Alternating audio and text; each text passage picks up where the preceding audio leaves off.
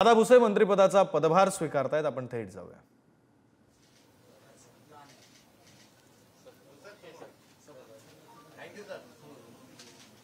यंदाच्या मंत्रिमंडळामध्ये शालेय शिक्षण मंत्री म्हणून दादा भुसे यांची वर्णी लागली आणि ते आपला पदभार स्वीकारतायत। खरं तर नाशिकहून शालेय विद्यार्थ्यांना दादा भुसे पदभार स्वीकारण्यासाठी म्हणून घेऊन आलेले आहेत आणि पदभार स्वीकारतानाची ही लाईव्ह दृश्य थेट प्रक्षेपण आपण पुढारी न्यूजच्या टीव्ही स्क्रीनवर असे वेगवेगळ्या शाळेंचे विद्यार्थी आहेत।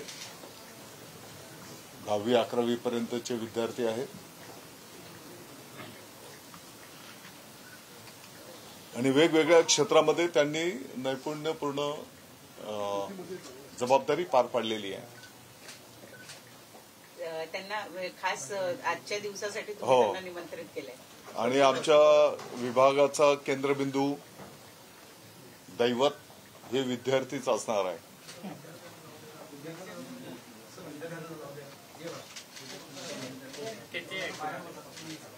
एकूण मला वाटतं 50 विद्यार्थी आहेत। या प्रकारे मुख्यमंत्र्यांनी रोडमॅप